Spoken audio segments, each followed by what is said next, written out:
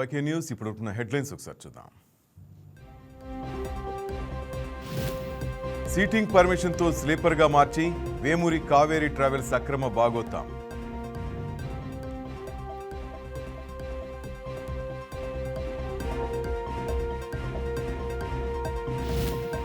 ఒకప్పుడు ఇంటింటికి ఐటీ, ఇప్పుడు ఏఐ. దుబాయ్లోని తెలుగు ప్రజలతో చంద్రబాబు సమావేశం.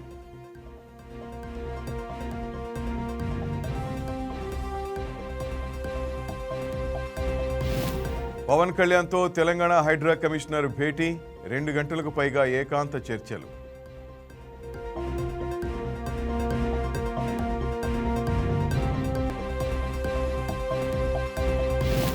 బల్క్ డ్రగ్ పార్క్ రద్దు చేయాలి, రాజయ్యపేట గ్రామస్తుల డిమాండ్.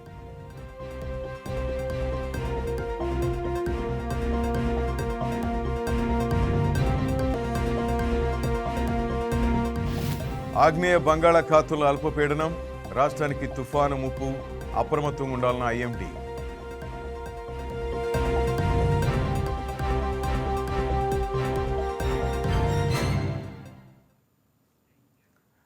ఆంధ్రప్రదేశ్లోని కర్నూలు జిల్లాలో బస్సు ప్రమాదంపై రాష్ట్రపతి ద్రౌపది ముర్ము తీవ్ర విచారం వ్యక్తం చేశారు. బస్సులో మంటలు చెలరేగి పలువురు ప్రయాణికులు ప్రాణాలు కోల్పోవడం దురదృష్టకర సంఘటనని పేర్కొన్నారు. తమ వారిని కోల్పోయిన కుటుంబాల వారికి ప్రగాఢ సానుభూతిని ప్రకటించారు. వారికి ధైర్యం ఇవ్వాలని భగవంతుని ప్రార్థిస్తున్నామని అన్నారు. అలాగే క్షతగాతులు త్వరగా కోలుకోవాలని ఆకాంక్షించారు.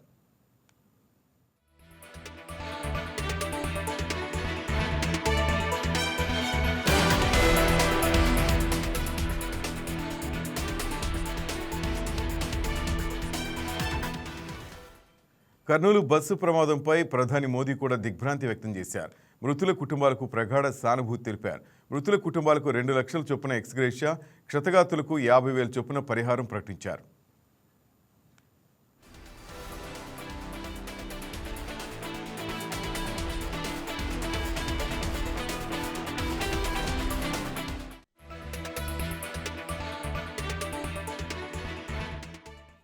కర్నూలు జిల్లాలో జరిగిన ఘోర బస్సు ప్రమాదంపై ముఖ్యమంత్రి చంద్రబాబు తీవ్ర దిగ్భ్రాంతి వ్యక్తం చేశారు. బస్సు దగ్ధమైన ఘటనలో పలువురు చనిపోవడంపై విచారం తెలిపారు. ప్రమాద ఘటనను దుబాయ్ పైట్లో ఉన్న ముఖ్యమంత్రి దృష్టికి అధికారులు తీసుకెళ్లగా సీఎస్తో పాటు ఇతర అధికారులతో మాట్లాడి ప్రమాద వివరాలు తెలుసుకున్నారు. ఉన్నత స్థాయి యంత్రాంగం అంతా ఘటనా స్థలానికి వెళ్లి సహాయక చర్యలో పాల్గొనాలని సీఎం ఆదేశించారు.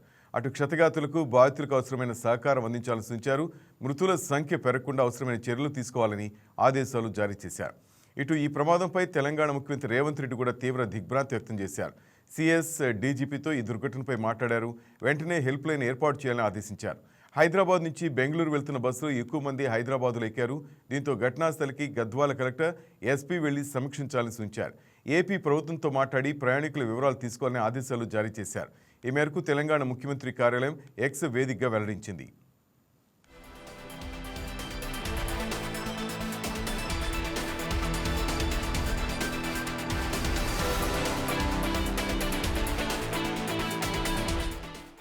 బస్సు ప్రమాద ఘటనపై డిప్యూటీ సీఎం పవన్ కళ్యాణ్ స్పందించారు. 20 మంది ప్రాణాలు కోల్పోవడం దురదృష్టకరమన్నారు.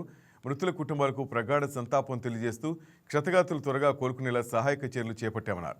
భవిష్యత్తులో ఎలాంటి ప్రమాదాలు జరగకుండా అన్ని రకాలుగా భద్రతా ప్రమాణాలు ఉండేలా చర్యలు చేపట్టాలని రవాణా శాఖ అధికారులకు పవన్ కళ్యాణ్ ఆదేశించారు. కర్నూలు జిల్లా బస్సు ప్రమాదం తను తీవ్రంగా కలిచివేసిందని మంత్రి నారా లోకేష్ కూడా ట్వీట్ చేశారు. ఇది గుండెలు పగిలే ఘటన అని తెలిపారు. గాయపడ్డవారు త్వరగా కోలుకోవాలని ఆకాంక్షించారు. ఇక ఈ ఘటనపై వైద్య ఆరోగ్య శాఖ మంత్రి సత్యకుమార్ యాదవ్ తీవ్ర దిగ్భ్రాంతి వ్యక్తం చేశారు. మంత్రి ఆదేశాల మేరకు కర్నూలు ప్రభుత్వ జనరల్ ఆసుపత్రి సూపరింటెండెంట్ డాక్టర్ వెంకటేశ్వర్లు క్షతగాతులకు మెరుగైన వైద్య సేవలు అందించేలా చర్యలు చేపట్టారు.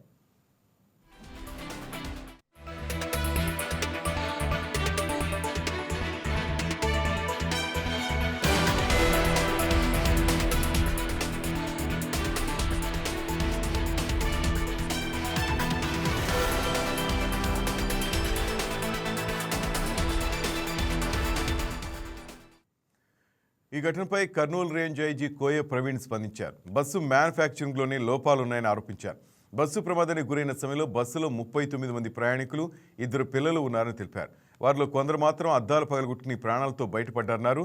ఏపీ స్లీపర్ బస్సు కావడంతో మంటలకు పొగ బస్సు మొత్తం అలుముకుని ప్రయాణికులకు ఊపిరాని పరిస్థితి నెలకొందని వివరించారు. బస్సు డోర్ తెరుచుకోకపోవడం, బస్సులో నుంచి బయటకు వచ్చే దారి కూడా ఇరుగ్గా ఉండడంతో చాలామంది లోపలే ఉండిపోయి ప్రాణాలు కోల్పోయారని చెప్పారు. ఘటనా స్థలాన్ని కర్నూలు కలెక్టర్ సిరి కూడా పరిశీలించారు. ఇప్పటివరకు 41 మంది ప్రయాణికులు 20 మందిని గుర్తించామన్నారు. బస్సులో నుంచి మొత్తం 11 మృతదేహాలను వెలికి తీశామని, 20 మంది సురక్షితంగా ఉన్నారని తెలిపారు. ప్రమాద ఘటనకు సంబంధించి బాధిత కుటుంబాల వివరాల కోసం కలెక్టరేట్లోని కంట్రోల్ రూమ్కు ఫోన్ చేసి సంప్రదించవచ్చని వెల్లడించారు. ఈ ఘటన ప్రాంతాన్ని ఎంపీ బైరెడ్డి శబరి కూడా పరిశీలించారు. క్షతగాతులకు మెరుగైన చికిత్స అందించాలని అధికారులను ఆదేశించామన్నారు.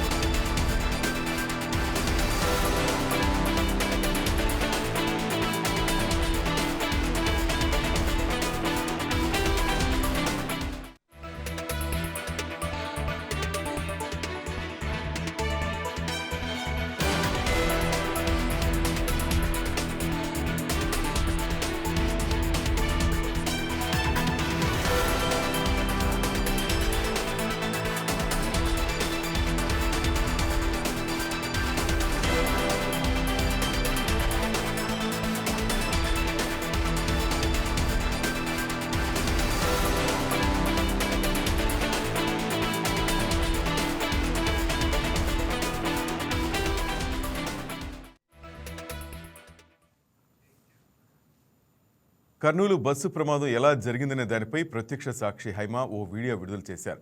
పుట్టపర్తి నుంచి హైదరాబాద్ వెళ్తుండగా కర్నూలు జాతీయ రహదారిపై విపరీతంగా ట్రాఫిక్ జామ్ అయిందన్నారు. దీంతో వెంటనే కారు దిగి చూడగా బస్సు మంటల్లో కాలిపోతుందన్నారు. ఘటనాస్థలికి వెళ్ళగా అక్కడి పరిస్థితి దారుణంగా ఉందని తెలిపారు. కొంతమంది ప్రయాణికులు టెన్షన్ పడుతూ ఉన్నారన్నారు. వెంటనే జిల్లా ఎస్పీకి ఫోన్ చేసి ప్రమాదం గురించి చెప్పారన్నారు. తక్షణమే పోలీసులు, అగ్నిమాపక సిబ్బంది, అంబులెన్సులు వచ్చాయని ఆమె వివరించారు. హలో అండి, నా పేరు హైమా.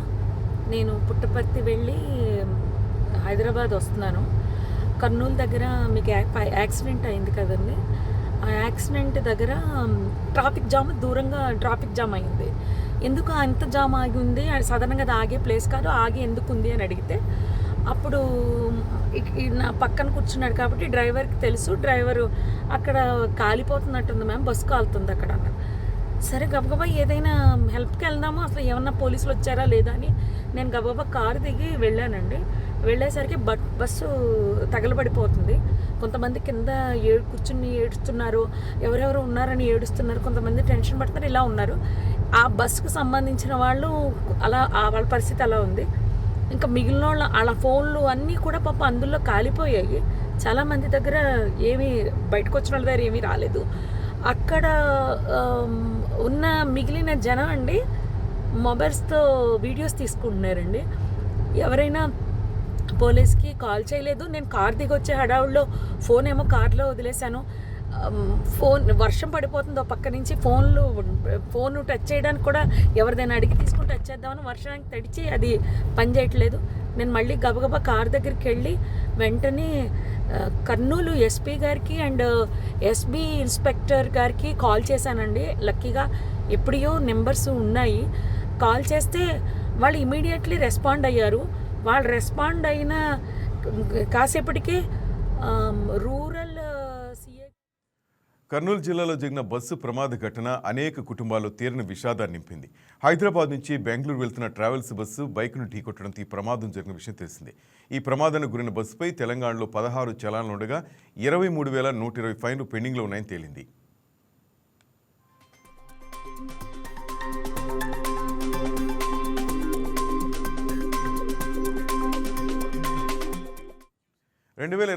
జనవరి 27వ తేదీ నుంచి 2025 అక్టోబర్ 9వ తేదీ వరకు ఈ బస్సు 16 సార్లు ట్రాఫిక్ నిబంధనలు క్రాస్ చేసినట్టు తెలిసింది. 9 సార్లు నో ఎంట్రీ జోన్లోకి ప్రవేశించడంతో జరిమానాలు పడ్డాయి. హై స్పీడ్, డేంజరస్ డ్రైవింగ్ ఉల్లంఘనలపైన చలాన్లు పడినట్లు తెలుస్తోంది. ప్రమాదానికి గురైన బస్సు DD01 N9490 నెంబర్తో రిజిస్టర్ అయినట్లు ఏపీ రవాణా శాఖ తెలిపింది. ఈ బస్సు ఫిట్గానే ఉందని బైకును బలంగా ఢీకొట్టడం వల్లే బస్సులో మంటలు వచ్చాయని పేర్కొంది. కావేరీ ట్రావెల్స్ పేట రిజిస్ట్రేషన్ చేసిన బస్సు నడుపుతున్నారు. 2018 మే 2న బస్సును డయూడామన్లో రిజిస్ట్రేషన్ చేశారు. ఈ బస్సుకు 2030 ఏప్రిల్ 30 వరకు టూరిస్ట్ పర్మిట్ జారీ అవగా ప్రమాదానికి గురైన బస్సు ఫిట్గా ఉంది. 2027 మార్చి 30 వరకు ఫిట్నెస్ ఉంది. 2026 ఏప్రిల్ 20 వరకు బస్సుకు ఇన్సూరెన్స్ ఉంది. బైకును బలంగా ఢీకొట్టడం వల్లే బస్సులో మంటలు వచ్చాయి. అన్ని కోణాల్లో పూర్తి స్థాయిలో దర్యాప్తు చేసినట్లు రవాణా శాఖ వివరించింది. దర్యాప్తు నివేదిక మేరకు భవిష్యత్తులో ప్రమాదాల నివారణకు చర్యలు తీసుకుంటామని తెలిపింది.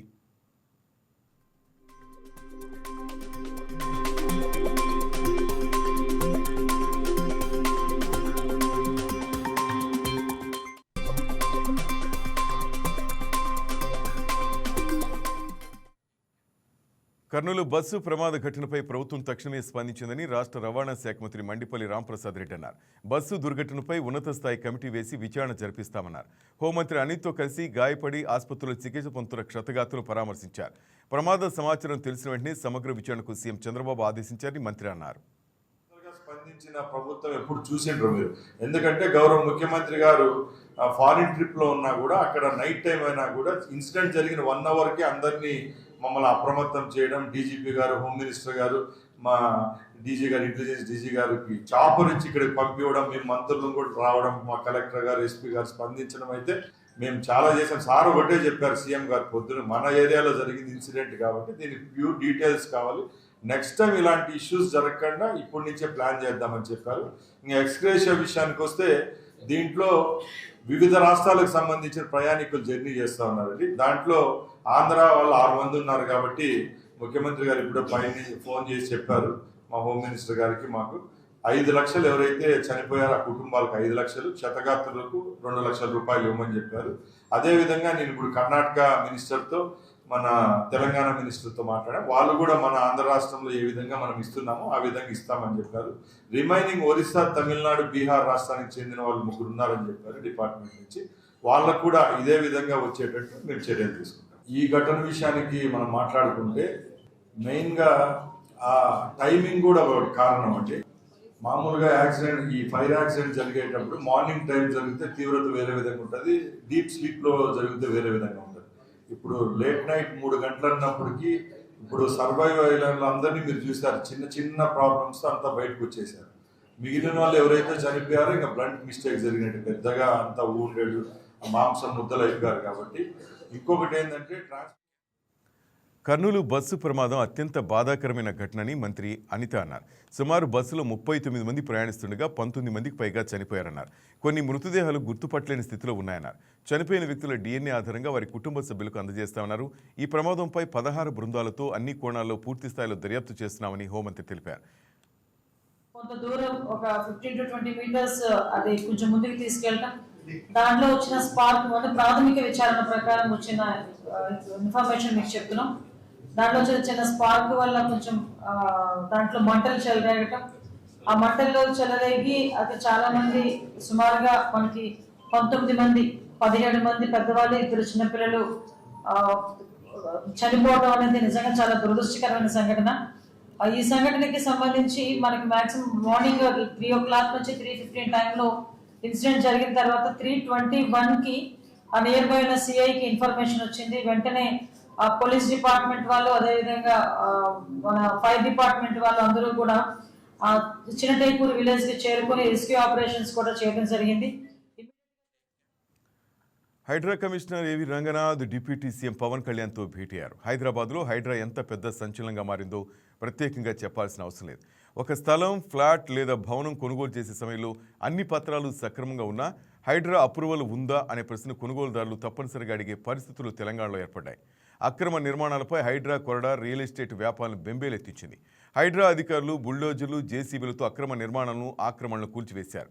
హైదరాబాద్ రియల్ ఎస్టేట్ హైడ్రాకు ముందు, హైడ్రా తర్వాత అన్నట్టుగా ఉంది. తెలంగాణలో సంచలనాలకు కేరాఫ్గా నిలిచిన హైడ్రా కమిషనర్ రంగనాథ్ తాజాగా ఆంధ్రప్రదేశ్ డిప్యూటీ సీఎం పవన్ కళ్యాణ్తో భేటీ నిర్వహించడం రాష్ట్రంలో సెన్సేషన్గా మారింది. హైదరాబాద్లో హైడ్రా వంటి ఒక వ్యవస్థ మంచిదేనని గతంలో పవన్ కళ్యాణ్ కూడా అన్నారు. ఏపీలో హైడ్రా వంటి వ్యవస్థ ఏం చేయాలని దానిపై చర్చిస్తామని కూడా పవన్ అప్పట్లో అన్నారు. దీంతో తెలంగాణ రాజకీయాలను ప్రభావితం చేసిన హైడ్రా ఆంధ్రప్రదేశ్లో ఎలాంటి ప్రకంపనలు సృష్టించనుందోనని రాజకీయ వర్గాల్లో సైతం ఆసక్తి ఏర్పడింది.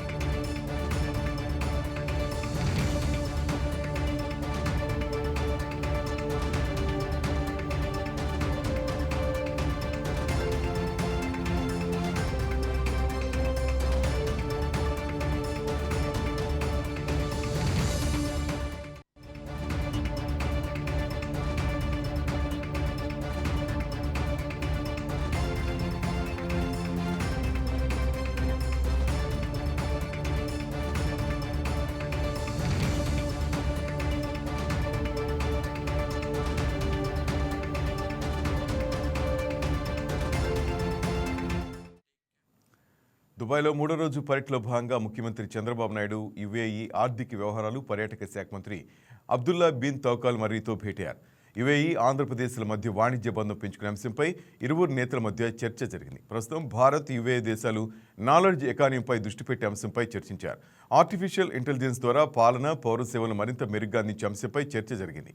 సాంకేతికంగా పౌర సేవలు, పాలనా అంశాల్లోని అత్యుత్తమ విధానాలను ఆర్టీజీఎస్ ద్వారా ఇచ్చిపుచ్చుకునే అంశంపై యుఏఈ ఆర్థిక శాఖ మంత్రి చర్చించారు.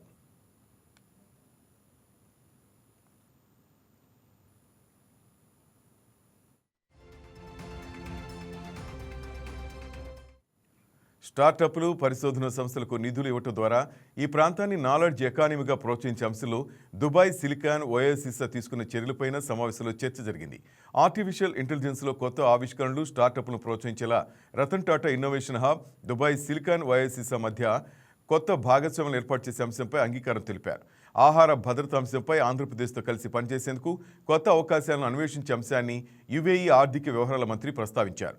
లాజిస్టిక్స్, రవాణా, మౌలిక సదుపాయాల రంగాల్లో పెట్టుబడులు, నూతన భాగస్వామ్యాల ఏర్పాటుపై నేతలు చర్చించారు.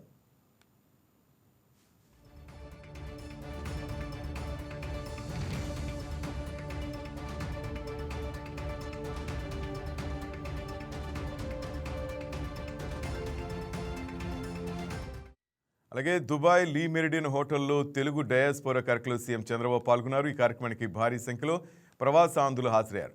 ఒమన్, బహ్రెయిన్, ఖతార్ నుంచి తెలుగు ప్రజలు పెద్ద ఎత్తున వచ్చారు. ఈ కార్యక్రమంలో మంత్రులు టీజీ భరత్, బీసీ జనార్దన్ రెడ్డి పాల్గొన్నారు.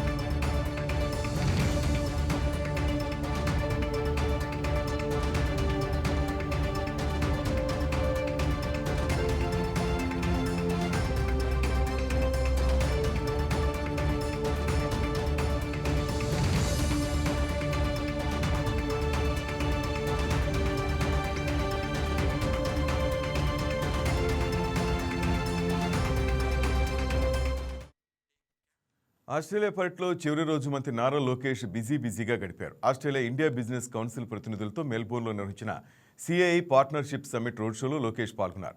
ఆంధ్రప్రదేశ్కు గూగుల్ డేటా సెంటర్ రావడం వెనుక 13 నెలల నిరంతర శ్రమ దాగి ఉందన్నారు. భారతదేశంలో పెట్టుబడుల గమ్యస్థానంగా ఆంధ్రప్రదేశ్ను పరిగణించాలని కోరారు. రాష్ట్రంలోని క్రికెట్ ఆటగాళ్లతో ప్రతిభను గుర్తించేందుకు ఆంధ్ర క్రికెట్ అసోసియేషన్ తరఫున ఆంధ్ర ప్రీమియర్ లీగ్ నిర్వహిస్తున్నట్లు మంత్రి నారా లోకేష్ తెలిపారు. మెల్బోర్న్ క్రికెట్ గ్రౌండ్లో క్రికెట్ విక్టోరియా ఎగ్జిక్యూటివ్తో మంత్రి సమావేశమయ్యారు. ఏపీ క్రీడాకారులను ఐపీఎల్ స్థాయికి తీసుకెళ్లడమే ఏపీఎల్ ఉద్దేశమని ప్రతినిధులతో లోకేష్ పంచుకున్నారు. అలాగే ఆంధ్రప్రదేశ్, విక్టోరియాల్లో క్రీడాకారుల నైపుణ్యాన్ని పెంచేందుకు ఉమ్మడి శిక్షణా శిబిరాలు, ఫ్రెండ్లీ మ్యాచ్లు నిర్వహించే అంశాన్ని పరిశీలించాలని కోరారు.